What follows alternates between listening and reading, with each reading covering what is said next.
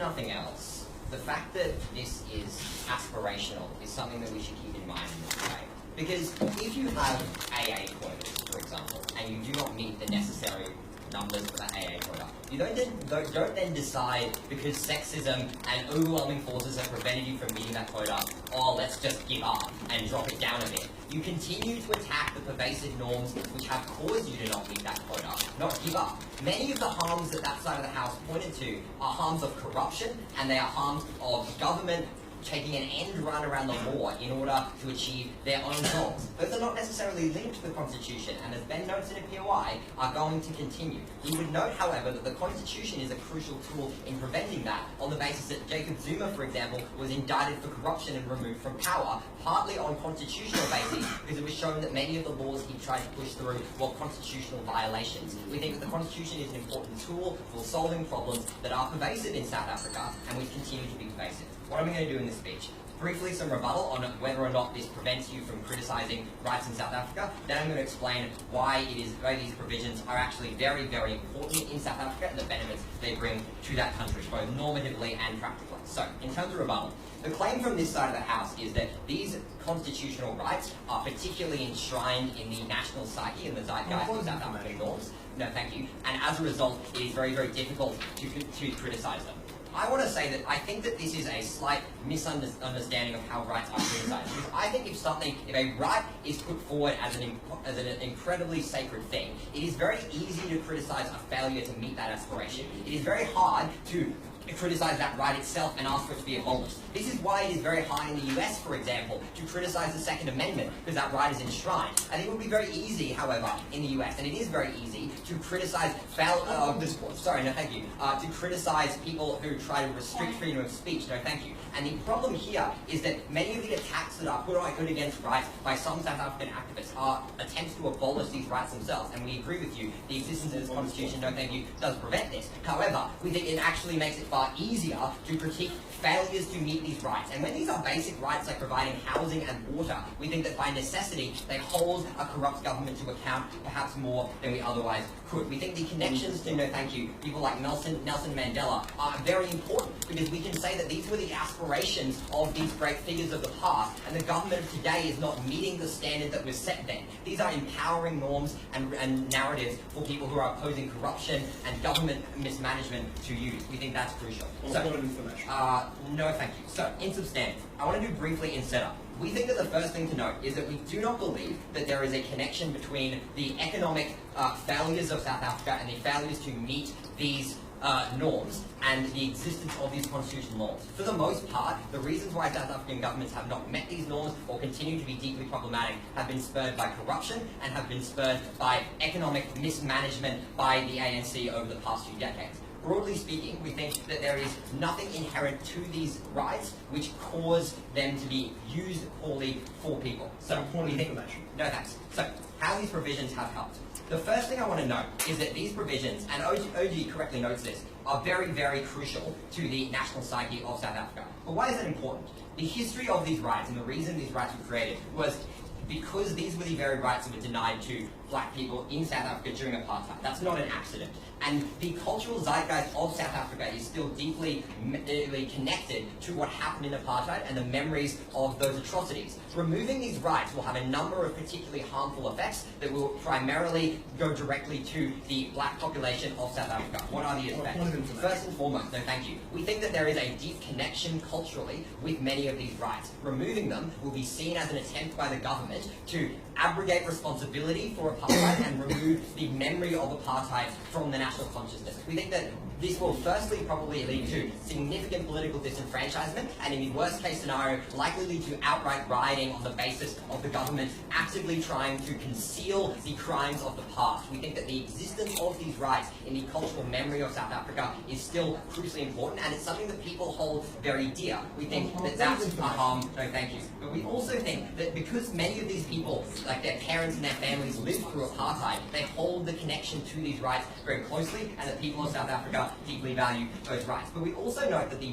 benefits for which these rights are used to attract are very important in South Africa. As I noted in my introduction, often these rights and these norms in the Constitution are used particularly by the courts and the highest courts in South Africa and the constitutional courts to strike down particularly problematic or particularly corrupt laws. So things like laws which would empower business developers to wipe out entire swathes of city without introducing provisions in them that would ensure reallocation of housing options. We think that the number of times that the South African courts have struck down laws is significant, and they have been used as a tool to prevent and limit the corruption in South Africa. But secondly, we think, thank you, that the inherent function of these rights, and I will take closing in a moment, is to prevent the government and to check the government from behaving in damaging ways. Ben.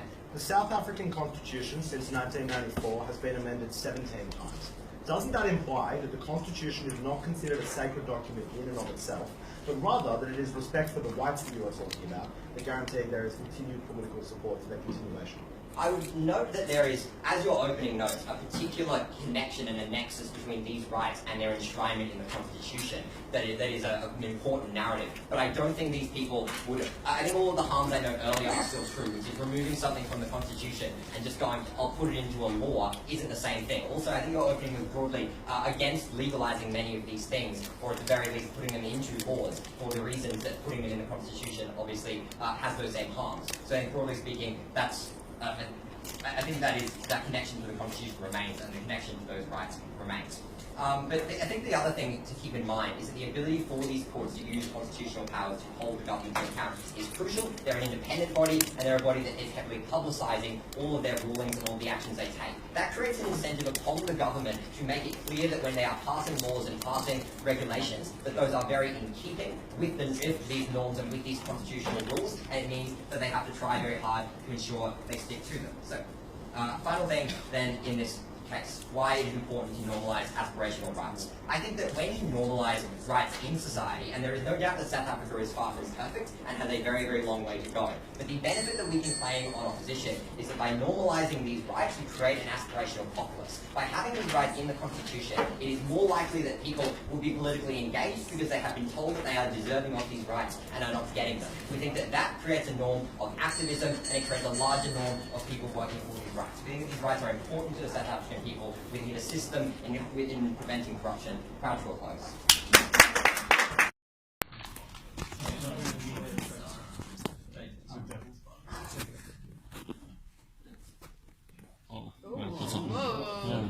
Got that on camera.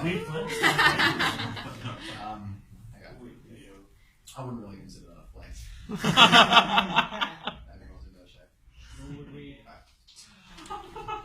Look, so the first thing I want to point out is it's very, very unclear to what extent this team actually wants to roll back rights. For example, when they say we want to protect the basics still, many of the things in the info slide, opening opposition would consider the basics, like the right to water, like the right to housing, like the right to dignity, like the right to associate with whoever you want, you know? Those seem pretty basic. The only thing we really have got is echoes of some vague thing called the racial association right, which we're actually going to explain as a misreading of that right to preserve enclaves. I just want to point out, very quickly, how likely do you think it is in a post-apartheid South Africa that the South Africans accidentally enshrine the right to racially segregate yourself? Seems bizarre. I invite closing government at any time to explain to me what rights you want to roll back so we can actually have a debate. With that, the first thing I'm going to do is I'm going to explain what the effect of the Constitution is and having these things as rights in the Constitution is on the law as opposed to having them just in law. The first thing which opening government claims is that because it's in the Constitution, politicians use self-congratulatory language like we are the Rainbow Nation to obfuscate responsibility.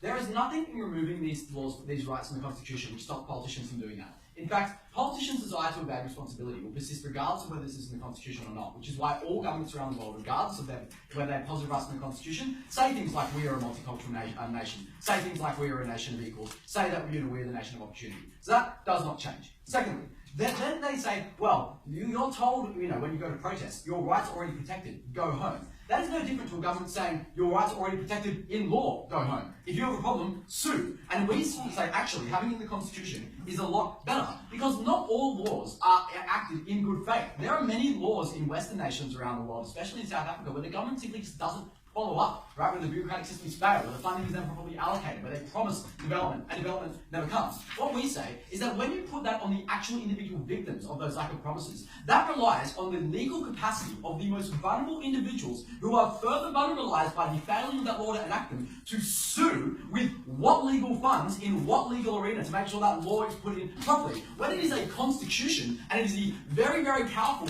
High Court which is actually doing the suing, or not suing, but doing the constitutional guaranteeing on behalf of the people, that is much better because it's far more likely to happen. The second way in which the Constitution is better is that it is retrospective, it is universal and preventative as opposed to case by case and retrospective. When individuals have to sue, that is only relevant to the individuals who choose and have the capacity to sue, and pretty much only ever fixes it for them and not all of the other people who did not have the capacity to sue. When it is the Constitution, they are acting before the law even takes place. And we gave you many examples of the types of law which we're talking about here. Think about the ways in which all governments are captured by things like corporate interests, like development at the expense of the environment, which might deny, for example, the right to clean water if that environmental impact is polluting a river or damming a river. Things like developing at the expense of where a lot of people live, right? Lots of eminent domain seizures tend to dislocate the most vulnerable and least politically powerful actors in the community because their houses are the ones which won't inspire backlash.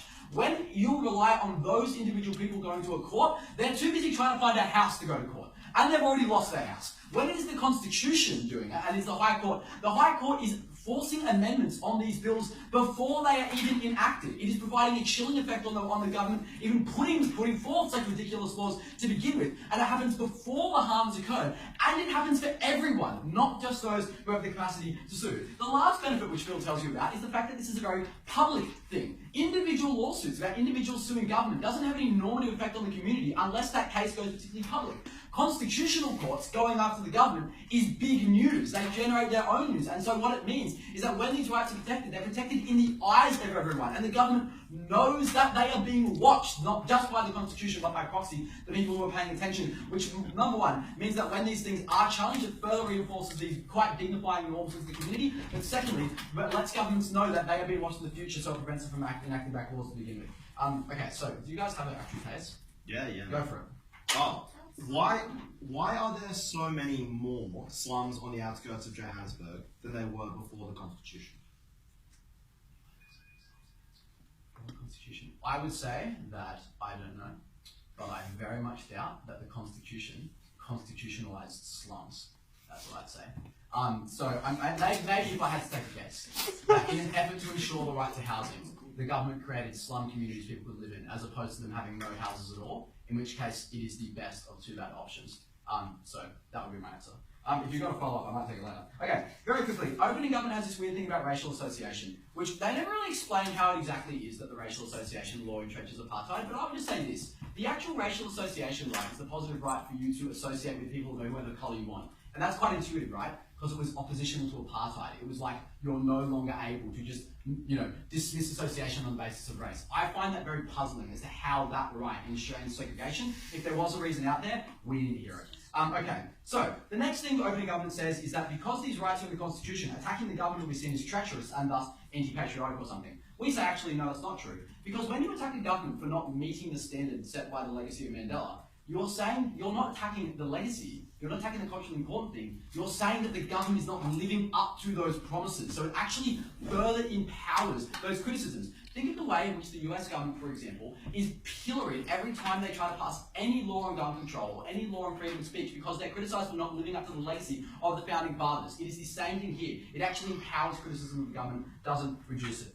Okay, lastly, in our case, about cultural links. So, what we told you was that the context of these rights was that they are, by their very nature, a direct response to the types of rights which were taken away from black South Africans in the apartheid era. And what that means is that these rights are not just cultural positive rights in the kind of philosophical sense. They are a never again commitment by the government to say that we will not forget the crimes which were committed against these people. In fact, we will not forget them so much that they're in the Constitution. And I don't care if other random shit has been amended 17 times. These ones haven't. This collection of rights has not been touched because it is a direct commitment by the government to never forget those crimes and to continually aspire to make sure that they never happen again. The result of the government taking these rights away, making this commitment away, is a smack into the face for all the people who have living memory, whose parents have living memory of those crimes and atrocities being committed against them. And it will cause mass disenfranchisement of the people, which further insulates the government from criticism. Because what is worse, what makes a corrupt government more powerful is when the people aren't looking and the people lose hope. These rights represent this hope. They're a consistent reminder that the people have the power and they have the dignity and they have the right to demand these things of their government, and ensures that sort of political activism which is healthy into the future proud to oppose.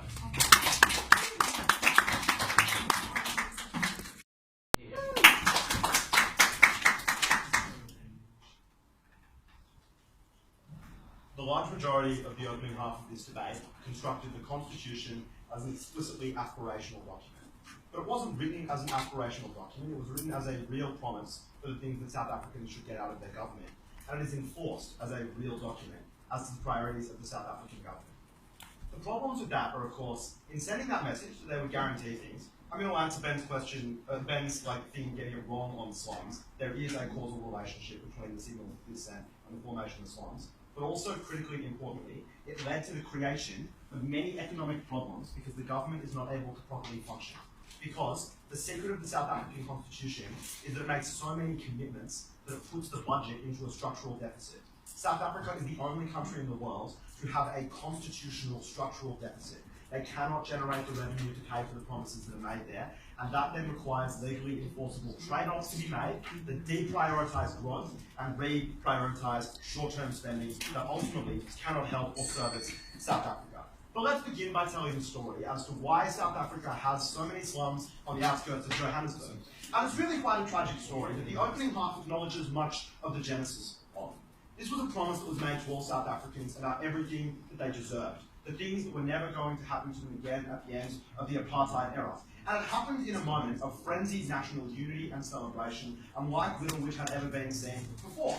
Also, and it's probably important to acknowledge, there was the assumption that the government would be able to pay for many of those promises because part of the deal was, with the end of the sanctions as apartheid ended, the assumption would be that the government would be relatively able to grow on the success of the previous South African government and afford a lot of welfare spending. And what that meant was that a lot of rural black South Africans who lived in squalor did not think it was an aspirational document. They thought it was a promise that was going to be made and kept right now. So millions of them went to Johannesburg. They hollowed out hundreds of small rural communities because they all left them. They were not large enough anymore. They did not have the mass of young workers required to sustain a population, to provide the services required. There was no one that understood how medicine worked, no one capable of teaching. The places were too small and too depopulated. So hundreds of towns became ghost towns, and their populations moved to the city. And that's the tragedy. The government couldn't afford it. There weren't millions of houses waiting for them. There wasn't education. There wasn't even really enough work. And that's why they moved into slums. Slums weren't constructed by the government. Slums were random bits of plastic that you stick up on sticks to guarantee freedom from the rain. But they were the only places that they were able to move in this bay because that was all that was left for them. And those people then found that the curse of some rural to urban migration applied to them the most. They weren't operating on economic signals, they were operating on a constitutional guarantee of life that never came. And that meant when they got there, when there wasn't the constitutionally guaranteed job for them either, they massively drove down the price of labour in South Africa, which then meant that everybody who was presently living in Johannesburg also got paid much lower wages because all of a sudden competition was much, much worse. And the kicker there, of course, that we know is that it wasn't a rational economic signal that these people were following. They were following a lie that the government in frenzy made, and that's why the GDP of South Africa has shrunk since the end of the apartheid era, even with population growth and even with an extended period. Yeah, Bostan. I think as everyone in this debate seems to agree, governments would have made these high promises anyway in order to get people to have faith with them.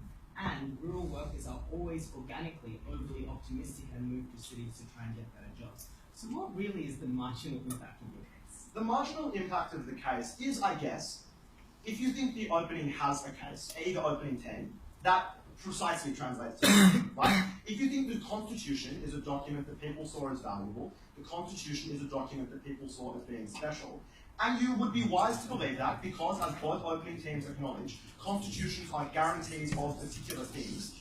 That then would be the mechanism to explain that. That is the difference for the margin. But also, we would just prefer that the South African government, which was not trying to sell a first-of-its-kind constitution by saying that it would make and keep radical promises, it would not be in the political situation in which it was required to encourage everyone to move to the city, which obviously the South African government did not exactly want to happen. They needed to spread that message to get their constitution through because it was divisive and a lot of other countries did not like it because it's so unusual in that form. And that is another reason to believe that that would not have happened to anywhere near the same degree of scale. Let's now talk about the failures of the judiciary in South Africa. It's quite important to understand that the opening half clash is like opening government selectively picks some things that are very bad about enforcement, opening opposition selectively picks some things that are very good about enforcement. There is a way to decide between which of those two is more influential, and it's based on a colour palette. Specifically, what colour is the skin of the Chief Justice and all of the justices on the High Court of South Africa. And it is an institution in which, obviously, legal knowledge is disproportionately held by the white majority. The courts are held by the white majority. They're the people with the expertise to do it. And that answers Ben's question as to why there's been a crazy, presumably unconstitutional interpretation of racial discrimination laws that allowed for the formation of all-white enclaves, but that has not been able to be enforced in a proper way that has guaranteed other forms of protection, even though they are constitutional.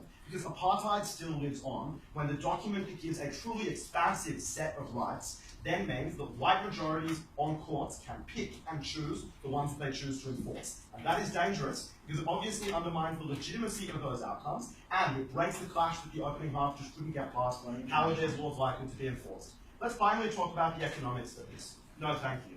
As I acknowledged in my introduction, the outlays that are required to sustain the Constitution are huge. And, as opening opposition notes, they frequently face legal challenge. That is to say, any expenditure pursued by the government that is not explicitly outlined in the Constitution then needs to be legally justified as against some outcome. And that is why South Africa, relative to their national budget, has disproportionately high spending on things like housing, health, and education, which sounds very good. Don't get me wrong, they are very good, but they come at the expense of other forms of expenditures. For example, they cannot really effectively spend on infrastructure because that is not a right that is guaranteed. You can't have a right to a road, but the construction of a road is then far more effective at the delivery of other things. You cannot have the construction of effective you cannot have the effective trade-offs in addition that are required to make this work. You cannot choose to prioritise some areas and deprioritise others because those areas are able to sue and say, why am I not getting my constitutional rights guaranteed when they're getting so much more money than us? And that then means you spread resources too thin in a way that makes development very difficult. Governments in developing countries need to trade off area against area. And yes, there is a corruption problem involved in that, but South Africa was corrupt before. And when it had a government that wasn't hamstrung in this way, they were still able to pursue development policies that were more effective than that. This was a lie that was told to many South Africans. It made them move, it broke their heart, and it impoverished all of them.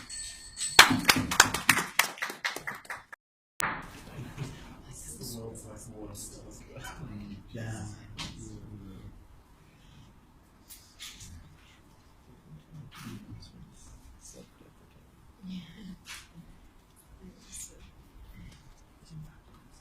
We may not like the fact that gated communities continue to exist in South Africa, but they are a necessary evil. Because an independent, though yes, imperfect, South Africa is infinitely preferable to one that would have been continuously subject to foreign intervention from laws that prevented foreign companies from loaning South Africa the money that it needed to engage in the development of a new nation state. And it's precisely the rights that are enshrined in the Constitution that prevents that from occurring. Because the rest of this debate throws around the terms like the continuation of apartheid like that is a given truth, but it is not. You know, life in South Africa now is immeasurably better for the average black person than it was under the apartheid regime, and it's because foreign governments had a guarantee that the new incoming government that they saw as radical and opposed to their interests would not do things like expropriate all land from white people living in South Africa and would not shut down the businesses and take them for themselves that were owned by white people. That meant that they had the confidence to lend South Africa money when they needed it, to not interfere in the internal politics of a government that had weak institutions. And that is the biggest and most plausible benefit in this debate. I want to start by making some observations about closing government. So the final thing that Beach says in his speech is that you can't build roads because the Constitution doesn't guarantee that you should have access to them. But that is precisely the point of having an expansive Constitution with many rights, is that it allows a liberal court to make interpretations as to those rights that do afford governments the ability to do things like that. So, for instance, a very plausible thing that the South African High Court could say is, you have a right to housing, which means by extension you have the auxiliary right to build roads, which is a thing that the Australian High Court, for instance, uses all of the time to enforce auxiliary rights. The other main point that it makes is there are too many commitments, and it means that the country enters structural deficit. Firstly, he misunderestimates the scale of corruption that, especially the Jacob Zuma government was engaged in. Like, yes, the apartheid government, for instance, was very corrupt, but it was not corrupt to the tunes of billions and billions of dollars, which could have gone into roads. Secondly, it's not clear why this is a harm. Governments can issue bonds very freely. South Africa has a relatively good credit rate.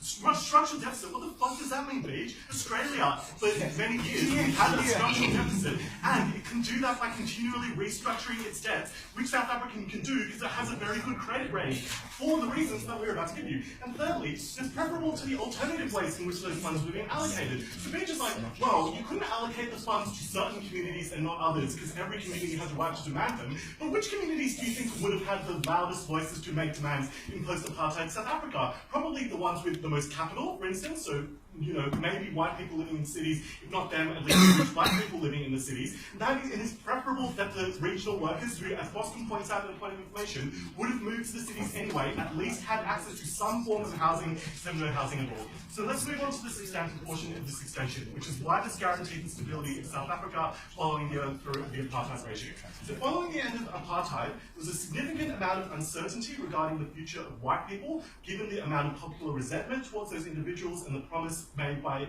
certain radical portions of the Afro-National Congress for things like expropriation, which made European countries and the United States nervous about supporting the ANC and about the prospects of what it would do once it took government. The Constitution, which enshrines things like the right to racial association, is responsible for preventing foreign interference. So it proved that the ANC would not have the power necessary and would have been restricted by institutions like the High Court from exercising powers like expropriation or levying violence against white people, which is important for the following reasons. Firstly, it means that but for these guarantees, foreign governments would likely have been far more interventionist in order to do things like place greater economic sanctions upon South Africa to prevent things like expropriation, or not doing so much things like loaning money to South Africa when they didn't know to whom those loans would go, or facing domestic pressures from their own voting populations to place greater foreign forms of interference, like placing more conditions on loans to prevent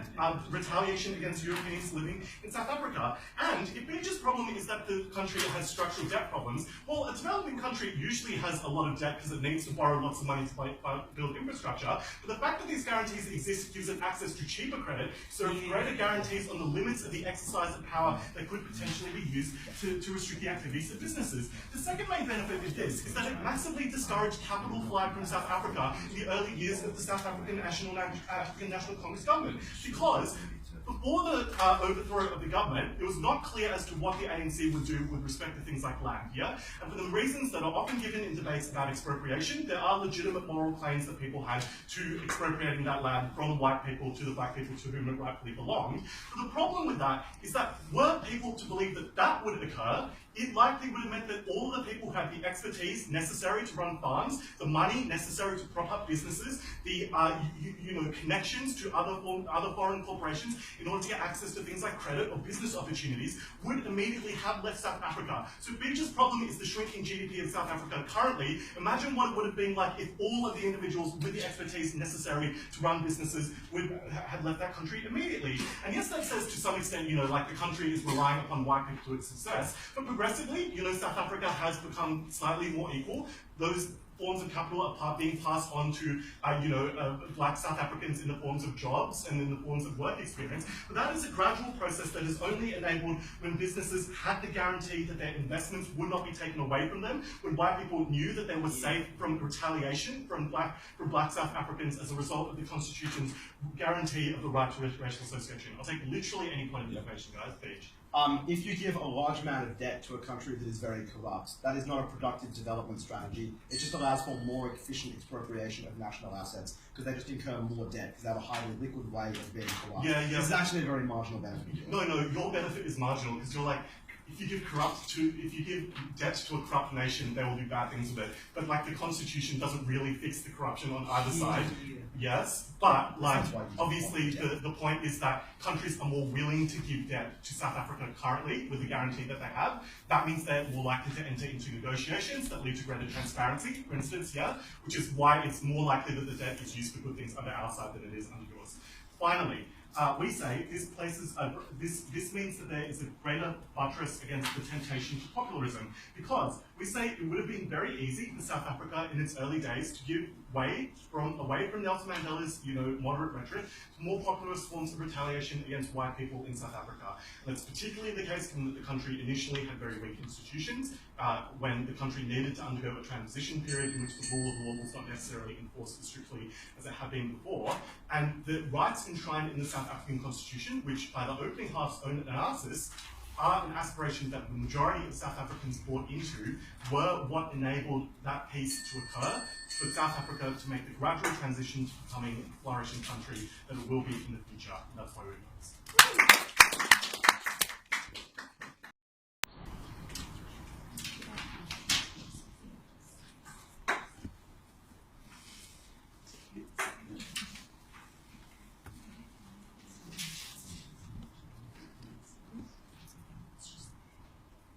Constitutions are not merely meant to be aspirations or even manifestos. They're supposed to be a living and breathing guideline and instruction manual for the way that you run a country. And the problem is, first of all, that is in fact the way many South Africans took their constitution as something that would deliver them tangible promises on the ground. And secondly, that by believing that promise, the result of the devastating impact on governance in South Africa meant that they got the worst of all possible lives. And that is why, comparatively, it would have been better if the Constitution had been less radically progressive in its articulation about aspirations and more restrained and one that specifies specific things might have been deliverable without committing the government beyond what it could deliver. And that is the first issue in this debate. To what extent did the Constitution impair governance? Second of all, the impact on foreign investment, addressing the potential from opposing opposition, and finally, when we see opening discussion about the impact on discourse, accountability, and what's easy to hold to account. So, first, on the impact on governance. The first big harm that it articulates is that this attracted many people, many thousands of rural migrants to the outskirts of urban centres, with the result, first of all, of hollowing out many of the communities they fled from. And Bostan's POI here is a little uncharitable, because what he says is that, many people move from poor areas to rich areas anyway. That's, I guess, true as far as it goes, but that's not awfully far, because when you go to an area that is rich, it implies that the price of that they're following. That's by definition not the case here. Urban centres were not yet centres of opportunity they might have been, so the people were not following a market signal. And even if we assume people overcommit, they're aspirational, so they want to go even in anticipation of a market signal, that mistakes the quantum of difference here when the government puts into a document the explicit promise that when you do that, you will have something major to deliver to you. And the reason to believe that this is not merely one more push factor atop a stack of push factors is that they ignore any of the pull factors. People don't always, or everywhere, lift up their entire livelihood from their home and abandon their way of life and abandon often their families because only one or two breadwinners can leave and people stay behind in initial instances. They don't undertake that lightly. They undertake it when they believe there's a rock-solid guarantee that something will come of that. And that is a pull factor that this overcame to the detriment of those families. The problem with that wasn't just for those individual families, but for the countries, because they overburdened the resources available to them in those cities and created harm to the people who were already in those cities because wages crashed through the floor and because there was not enough work for those people. And that creates the worst conditions for economic takeoff that you might want compared to the usual narrative of a good development strategy. The second harm Paige explains is the way in which this is inflexible, because it locked in a bunch of things that sound and are in fact good, but did not balance those against other things they often must be traded off against with. and that the result of that was social spending that outstripped GDP growth, which is what a structural deficit is, which is different from Australia. And like the comparisons not to Australia, which sometimes is a deficit, the comparisons to Australia in a world where like the 12 things that the ALP is most passionate about are locked in the constitution, which we think would lead to like 12. Like, NBIS times 12 might give you a sort of sense of the difficulty of grappling with that in the context of an aging population.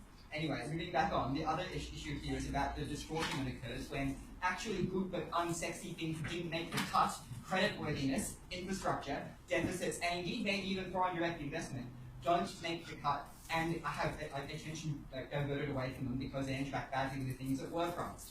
Like, you want those things to be adjudicated in a way that is flexible because they are complex and depend on many moving parts. Constitutions don't cater for that, only legislation does, where the bureaucrats and technocrats can in some way provide advice that accommodates the reality on the ground. The final thing is about who actually has the power and where it's distributed, because Bede articulates that it ends up distributed towards the judiciary at the expense of a more accountable legislature. And indeed, as opposing opposition acknowledges, a legislature that would have been more radically progressive, that is more radically progressive due to the ANC's political makeup in favour of blacks and non-whites compared to the alternative. That is why governance was actively impaired by the way this was implemented in the Constitution.